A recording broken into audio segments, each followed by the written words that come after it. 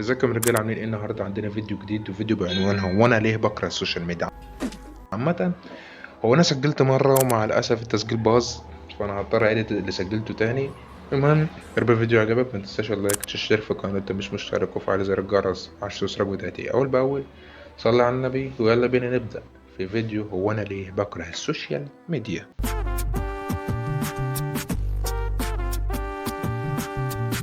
بص يا جماعة، مبدئيا أنا بكره السوشيال ميديا ل60 سبب. تمام، يعني في كذا سبب بس احنا هنذكر أتوقع أهم 3 أو 4 أسباب بالنسبة لي أنا. أول سبب بالنسبة لي هو الدوبامين السريع.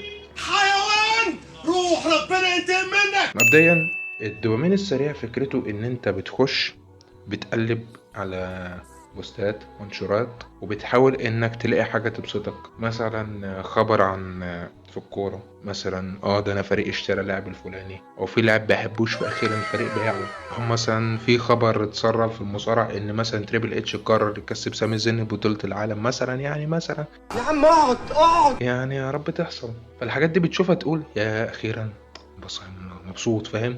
فتبقى تكمل، هل تكمل من غير ما تفهم انت بتكمل ليه. فممكن تحرق من وقتك اللي هو اصلا قايم مش بيتعوض، والشيء اللي هو غالي عندك جدا واللي مستحيل تعرف تعوضه لو راح، بتلاقي نفسك حرقت منه بتاع 3 4 ساعات على ما فيش. جابر الشرقاوي عم أشقة مصر وعميد المجرمين.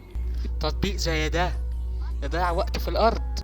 وبدل ما بتستفيد في حاجة، حتى لو هتبدأ في محتوى ولا هتعمل أي حاجة تانية، مهم إنك تحرق الوقت ده في حاجة مفيدة ليك، زي إنك تقرأ مثلا، يا راجل، تقرأ كتب، تعمل أي حاجة من الحاجات دي. لو قرأت كتاب هديك بتستفيد، بتشوف حاجة هتفيدك. واقرأ كتاب أنت عاوز تقرأه، مش تقرأ كتاب كل الناس قرأته، لأن الشيء ده غلط. لو كل الناس قرأته وشاف الكتاب ده يعني ده هيفيدني، خلاص اقرأه، غير كده لا ما تقرأوش، عشان انت هتمل. انت لازم تقرأ حاجة جاية في هواك، اللي مش جاية في هواك مش هتعرف تقرأها. وبمناسبة الكتاب، في كتاب العادات الذرية، وده اللي انا بحكيه دلوقتي، انك تبدل عادة سيئة بعادة كويسة، ده اساسي. لان انت لو قررت توقف عادة سيئة وبس كده ما تبدلش بحاجة كويسة، يبقى قابلني لو عرفت تبطلها، مستحيل تبطلها. انت فاهم؟ ايا كان العادة السيئة ايه.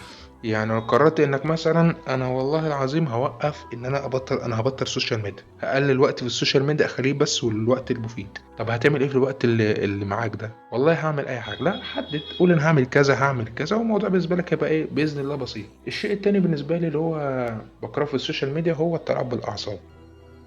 هاو تخيل كده معايا مثلا، خلينا نقسمها بالشكل ده. انا فتحت الفيسبوك مثلا، يعني قلبت في الفيسبوك لقيت خبر مثلا مش حلو، فده زعلني. بعدين لقيت خبر بسطني فانبسطت. بعدين قلبت شويه لقيت خبر، فده خبر وترني شويه. في خبر بقى مثلا قراته في المصارعه، قال لك ده سامي زين مش هيكسب لقب العالم السنه دي، ولسه هنشوف السنه الجايه ممكن يكسبها ولا لا.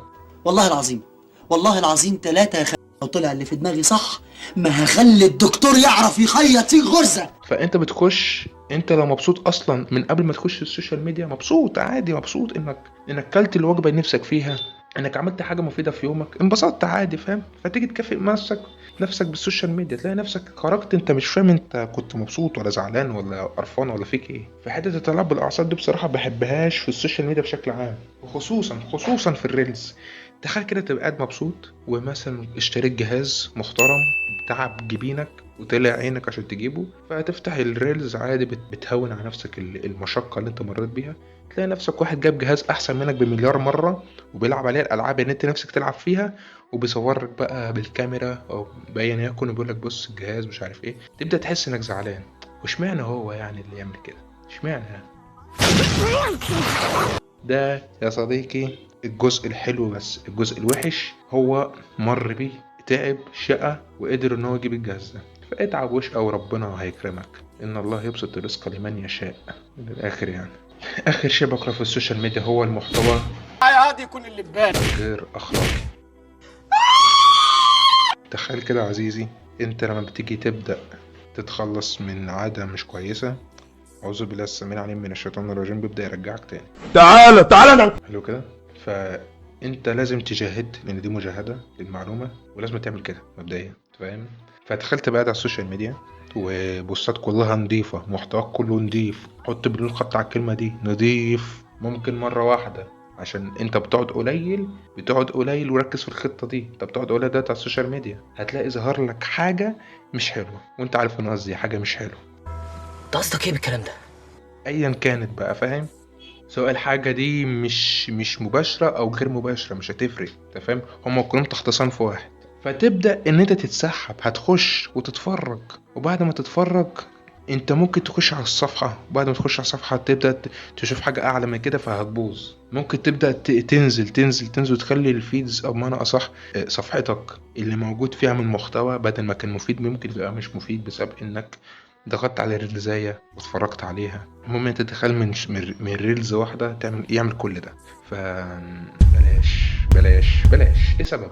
هو ان المخ بيتغذى على اي شيء انت بتشوفه بتقرأه بتسمعه، دي قاعدة. يعني انت الاطفال مثلا، الاطفال بيتكلموا ازاي؟ بيسمعوا كتير جدا ودماغهم بيترجم، فمع الوقت بيقدروا ان هم يتكلموا بالكلام اللي احنا بنقوله، فالمخ اتغذى على الكلام ده كله. حلو، انت فاهم؟ يعني لو واحد اتربى في امريكا، ما هو الطفل اللي هنا زي الطفل اللي هناك، وقابلية الاطفال في التعلم اكبر من قابلية الرجاله او الكبار عامه. المحتوى الغير اخلاقي كل انك تقدر تعمله هو انك تلغي الريلز اصلا. لان انا بحبش اتفرج على ريلز، لان الريلز بيدمر، مش بيدمر، هو بيبوظ كلمة الدماغ بشكل عام. لان ببساطة انت بتتفرج على فيديو خلينا نفترض مدته 20 دقيقة في ظرف 3 دقايق، وده مستحيل تاخد منه بفايدة مثلا، او انك تحس انك لا انا انبسطت. لا انت ما انبسطتش، انت الموضوع كان مختصر لدرجة مش يعني خيالية، انت حتى من نفسك ما حسيتهاش. فبقيت تحب تتابع الريلز لان بيختصر عليك وقت كبير. بس الدقيقة على الثلاث دقايق على الدقيقة ونص على نص دقيقة بيجمعوا ساعة واتنين وتلاتة. بدلت انا كل الحاجات دي اكيد بحاجات تفيدني.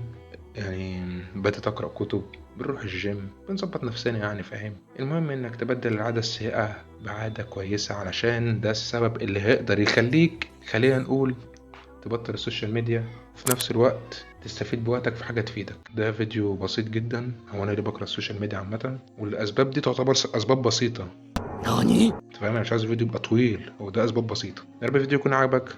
ما تنساش اللايك، تشترك في القناة اللي انت مش مشترك، وفعل زر الجرس عشان توصلك فيديوهاتي اول باول. صلى على النبي، واشوفك الفيديو الجاي ان شاء الله، والسلام عليكم ورحمة الله وبركاته.